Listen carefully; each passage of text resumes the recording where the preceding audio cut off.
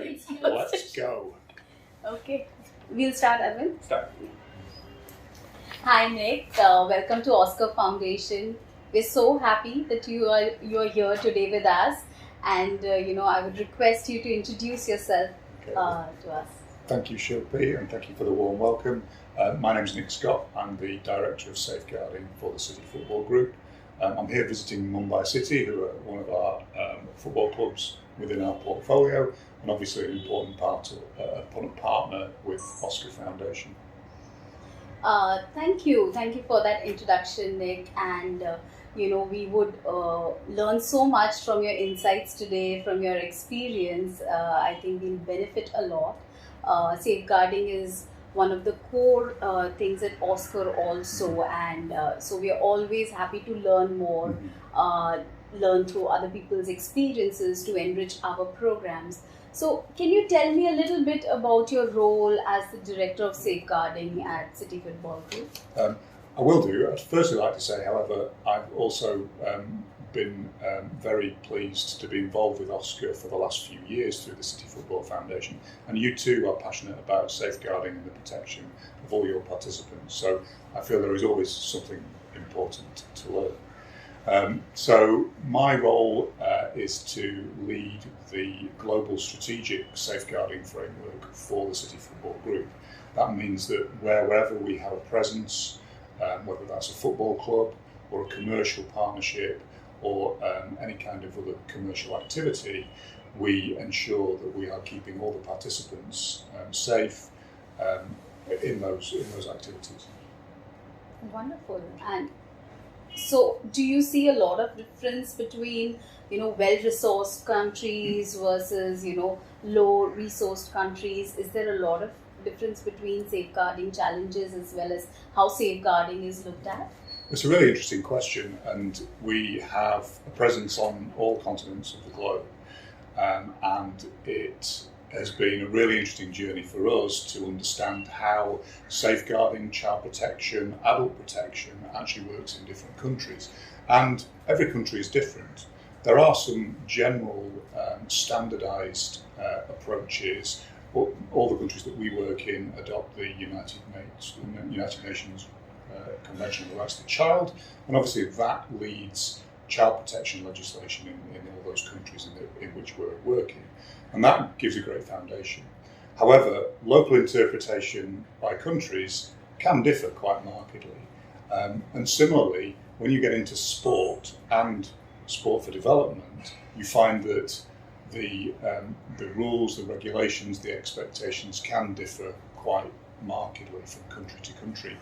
Even within Europe, for example, you may expect a very UK-style safeguarding framework. You actually don't find that in the same ways that you would in the UK. But when we come to India, actually we find quite a well-developed child protection legislature, which is being implemented by lots of different organisations, yourselves, for example. And my role now is to support Mumbai City, your partner, our partner, to move forward with that safeguarding framework. Thank you, Nic, for that answer, and sharing that how, despite countries being different, despite the situations being different, child safeguarding and protection are the core to any program success. And at Oscar Foundation also, the United Nations Convention on Child Rights is the basis for our child safeguarding and protection policy, and we try our level best to implement the policy, and as per the policy, our programs are designed around that, and child protection and safeguarding are core to our programs. Having said that, there are lots of challenges when it comes to on-ground implementation that we see day to day. So, in your experience, what are some of the non-negotiables? When it comes to ground safety, when it comes to implementation of programs on ground, what are some of the non-negotiables you would say? It's a really good question. I think, firstly, non-negotiable is to ensure that the right children and all participants are put in the centre of everything that you do. And then you build out around that. And country to country, it can be very different. So, for example, in some countries, a criminal record check for your staff is mandatory, but in other countries, actually, it's not possible necessarily to do that. So, we in our programmes, where it's possible, we introduce the vetting of staff, the assessment of criminal records, employment references, qualification checking, to make sure that safe and suitable people, appropriate people, are coming into your organisation and then being put into contact with children. So I think the safe recruitment of any employees, volunteers, and anybody who's working on those programmes is probably your first non-negotiable. If you can stop unsuitable people coming in, and actually you've saved yourself quite a bit of difficulty down the line. Other non-negotiables, I would say, are the training, induction of staff, the onboarding of staff into the organisation, so they understand how it works, they understand who is responsible for them and who they are responsible for, and making sure that suitable training in both safeguarding practice and first aid practice and risk assessment of facilities, I think, are really important to ensure that base of safety is put in place. I think the third non-negotiable is having a system that allows any individual to report a concern is in place, and whether that's simply picking up the phone or sending an email or a WhatsApp or a web form through an internet site. I think it's important that the voices of our participants and our staff are heard when they've got a concern that they're worried about. That is so insightful, because we also believe that human resource is the most important resource in any program, because these coaches and people on the ground are people children trust, parents trust with their own children. So they have to be people who can really take care of these children, allow them to play safely, ensure their safety on the ground. And so that's so pivotal to any program, having resources, human resources who are vetted and well trained. And then another point that I feel is so pertinent and that you shared here is ensuring that there is an easy mechanism to report in case of any lapses, and that I feel is so valuable in any program, because people should not be scared to report and action has to be taken. So that's really helpful when it comes to reporting and preventing. So that's wonderful. Is there any specific?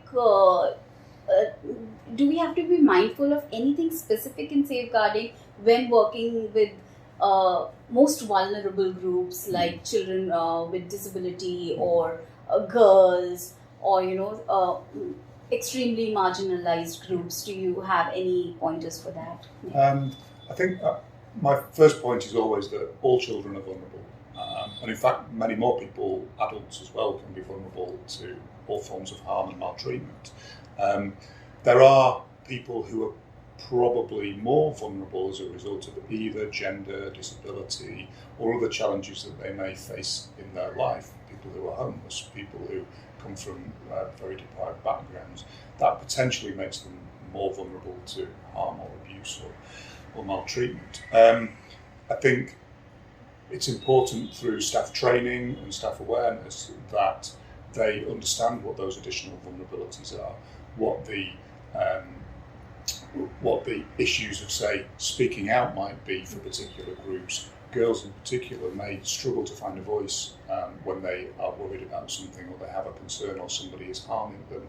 But actually, we as an organisation need to create a mechanism where they feel empowered to speak out, and that when they know that, they will be taken seriously, and that we will listen to them, and they will act on those concerns. So it's really important for organisations like ours to ensure that we have those those processes, but also that philosophy that we're going to listen and take seriously and take action, and that will hopefully encourage those who need to speak out to do so.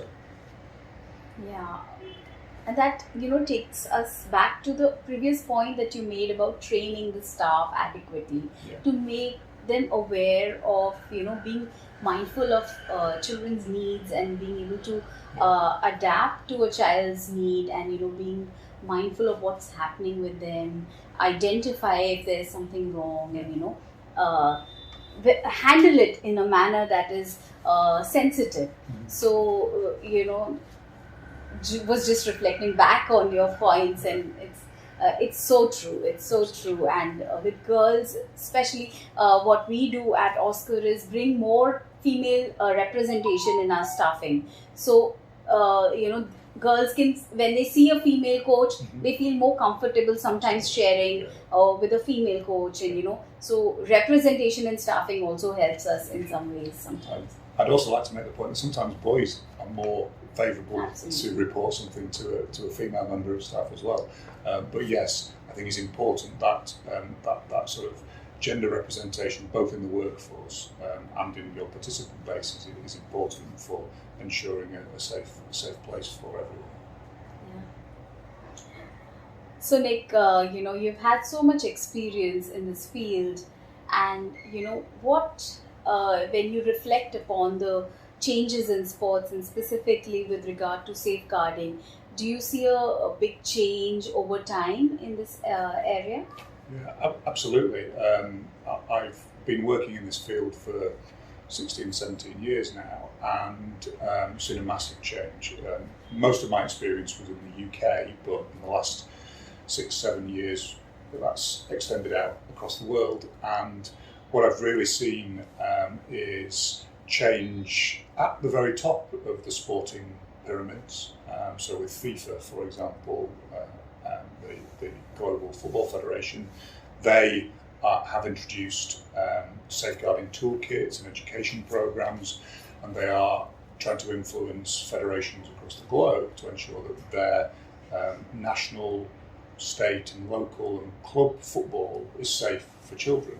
That obviously looks different country to country, but those kind of organisations are now really stepping up to the plate to make sure that safeguarding is something that it's almost a global narrative now that is encouraging everybody from the very top to the very bottom of the delivery framework to make sure that everybody is safe in our organisations. And it actually makes our job easier, because there are regulations and training and expected practice of everybody.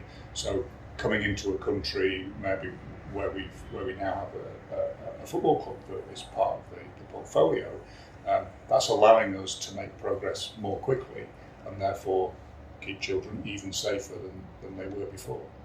So it's been a real change over the last few years, and there are some agencies out there doing some great work on a global scale, but also when we come down to a local scale, yourself, Oscar, and others are really ramping up the need and the message and the narrative, both within their staff footprint, but also across their participants, their families and all their partners, that actually this is a non-negotiable. We have to work hard to keep people safe. Nic, you bring a point about how international organizations, agencies are stepping up to ensure safeguarding, funders and executing, the implementation partners are ensuring safeguarding of the children during the sports session. But if we want to extend safeguarding, because not only during sessions but outside of the sessions, or encouraging attitude towards safeguarding, how do we involve other stakeholders as well, like parents and key members in the community, schools? How do we ensure their participation? Well, I think that works on a number of levels as well. So engaging with stakeholders, whoever they might be, organisations or families, those are, or everybody's an important part of the safeguarding framework. Parents in particular are an absolutely crucial part of that safeguarding framework, in that they are the ones who normally know their children the best. If they've got a concern about how their child might be feeling or something that they've told them, they need to also be empowered to speak out. They need to ask questions. They need to find out from the football club or the development centre that they are taking their child and giving their child over to. They need to ask questions about whether the people who are going to be looking after their children, to be coaching them or working with them in the classroom, they have to ask the right questions about whether that person is suitable to be there, that they know what they're doing and that they're not going to cause their child any harm. So they are a really important part of the framework. If you take it up a level, when working in partnership like City Football Group, Mumbai City and Oscar, it's really important that we as partners challenge each other as well. And that's challenging in a positive way, not challenging in a negative way, but it's asking the right questions. As City Football Group makes partnerships all over the world, we, when we're making an agreement to deliver some kind of activity, we have a legal agreement. We obviously want to agree a fee or a donation, but we also want to make sure that the organisation we're partnering with is serious about its safeguarding of its participants. And similarly, I like nothing more than when an organisation we're partnering turns that back on us and asks us the question, are we safe to be working with as well? So when you have that double coincidence of challenge, actually that for me is really refreshing, because it means that actually for you to even ask the question actually says to me that you are a safe organisation to be working with. So as we go about our business working in sport, we like to make sure that everybody that we're working with is on their safeguarding journey. Some of those might be at the start of it, some of it might be a mature safeguarding journey. But we want to make sure that we're all working together to that same end, that children are safe, that we do no harm, and that I think really importantly that child who comes to our session really wants to come back tomorrow, because if they don't want to come back tomorrow, we're not doing something right. That is so true.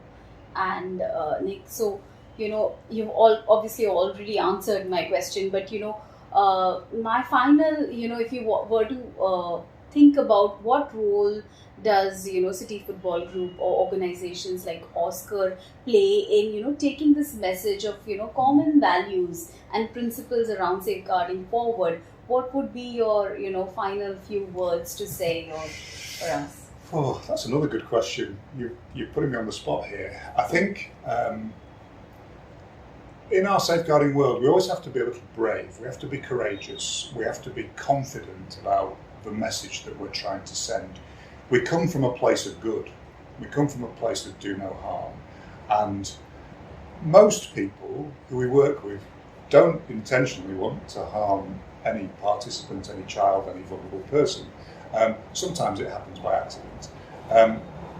But if you can be clear with that message and be brave and be courageous and keep telling people that they are part of this safety framework, then eventually that message gets through.